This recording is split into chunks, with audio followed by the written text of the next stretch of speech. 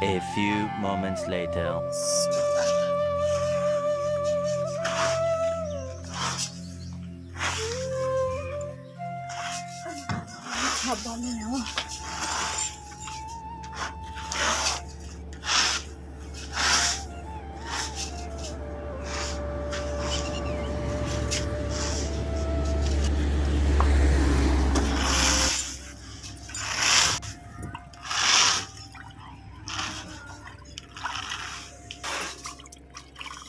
ਉਹਦਾ ਗਰਮ ਪਾਣੀ ਦੇ ਵਿੱਚ ਧੋ ਲਵੋ ਨਾ ਤੇ ਬਿਲਕੁਲ ਪੰਜੇ ਸਾਫ਼ ਹੋ ਜਾਂਦੇ ਹੈਗੇ ਆ।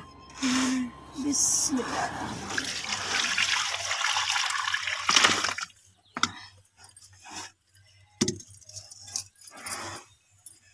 ਇਹਨੂੰ ਹੁਣ ਇੱਦਾਂ ਪਾਣੀ ਦੇ ਵਿੱਚ ਪਾਈ ਜਾਣਾ ਵਾ ਤੇ ਚੰਗੀ ਸਬਜ਼ੀ ਨਾਲ।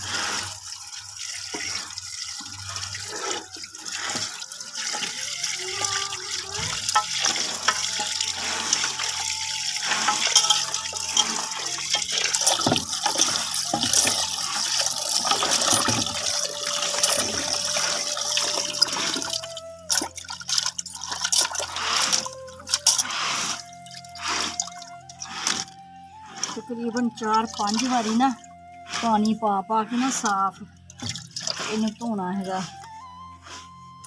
कोलियां ते साड़ के अग ते साड़ के बनाओ ना तो बहुत ही मज़ेदार बनते हैं पंजे, बहुत ज़बरदस्त।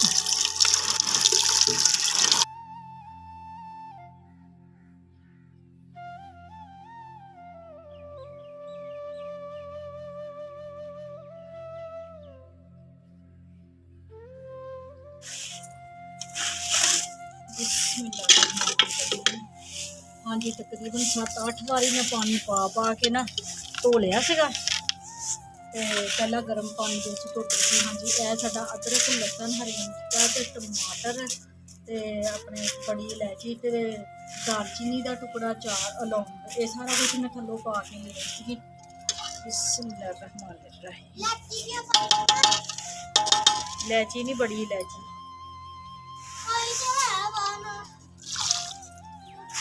बाद चो मैं मसाले पानी पा के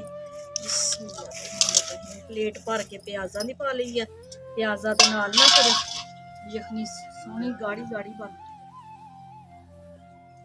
हाँ जी, कुकर का ढक्कन बंद करके सीटी लगाती है तो हम 5 मिनट की सीटी लगानी है क्योंकि 5 मिनटों बाद उतार लेना है। भी ज़्यादा ना खोरने नहीं है, फिर थले लगते है तो बाद चो फिर यखनी बनानी है ना तो फिर जिदा मर्जी पानी पा लो, ज़्यादा थोड़ा वो अपनी मर्जी।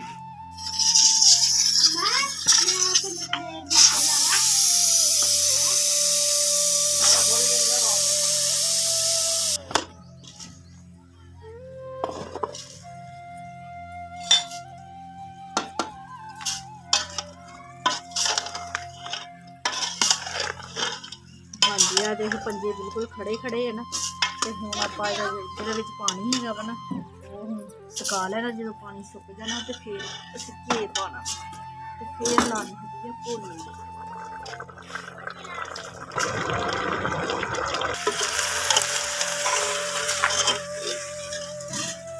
हाँ जी, पानी खुश्क हो गया वा तो हम अस घे पाने लगे।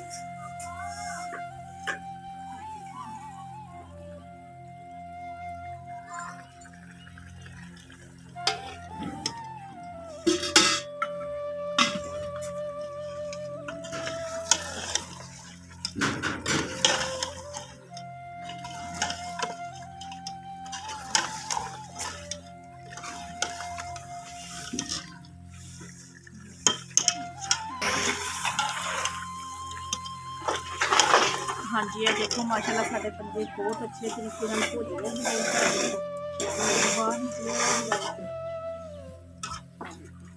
बाहर निकले तो हम असी ना एक डोलनी पानी की पा देंगे।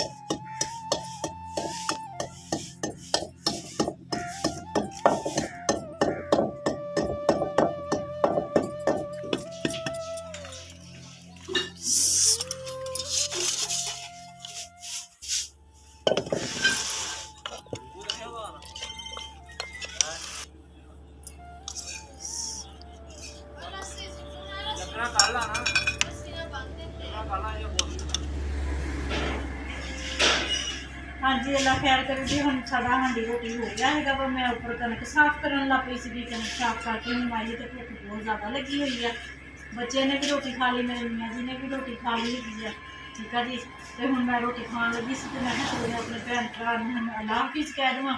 ਠੀਕ ਆ ਜੀ। ਮੇਰੇ ਭੈਣ ਭਰਾ ਜਿੰਨੇ ਵੀ ਮੇਰੀ ਵੀਡੀਓ ਦੇਖ ਰਹੇ ਹੈਗੇ ਆ, ਲਾਈਕ ਕਰਿਓ, ਸਬਸਕ੍ਰਾਈਬ ਕਰਿਓ, ਘੰਟੀ ਦਾ ਬਟਨ ਲਾਜ਼ਮੀ ਦਬਾਇਆ ਕਰੋ, ਆਪਣੇ ਭੈਣ ਭਰਾਵਾਂ ਨੂੰ ਅੱਗੇ ਤੋਂ ਅੱਗੇ ਸ਼ੇਅਰ ਕਰਿਆ ਕਰੋ। ਠੀਕ ਆ ਜੀ। ਤੇ ਬਹੁਤ ਜ਼ਿਆਦਾ ਮੈਨੂੰ ਤੁਹਾਡੀ ਹੈਲਪ ਦੀ ਜ਼ਰੂਰਤ ਹੈਗੀ ਹੈ। ਮੇਰੀ ਵੀਡੀਓ ਨੂੰ ਜ਼ਿਆਦਾ ਤੋਂ ਜ਼ਿਆਦਾ ਅੱਗੇ ਤੋਂ ਅੱਗੇ ਸ਼ੇਅਰ ਕਰਿਆ ਕਰੋ। ਠੀਕ ਹੈ ਜੀ। ਤੇ ਜਿੱਥੇ ਜਿੱਥੇ ਮੇਰੇ ਭੈਣ ਭਰਾ ਰਹਿ ਰਹੇ, ਖੁਸ਼ ਰਹੋ, ਸ਼ਾਦ ਰਹੋ ਤੇ ਆਬਾਦ ਰਹੋ, ਹਮੇਸ਼ਾ ਮੁਸਕਰਾਉਂਦੇ ਰਹੋ। ਆਪਣੀਆਂ ਦੁਆਵਾਂ 'ਚ ਮੈਨੂੰ ਯਾਦ ਰੱਖਿਓ। ਮੈਂ ਵੀ ਆਪਣੀਆਂ ਦੁਆਵਾਂ 'ਚ ਆਪਣੇ ਭੈਣ ਭਰਾਵਾਂ ਨੂੰ ਯਾਦ ਰੱਖਦੀ ਹਾਂ। ਠੀਕ ਹੈ ਜੀ। ਅੱਲਾ ਹਾਫਿਜ਼।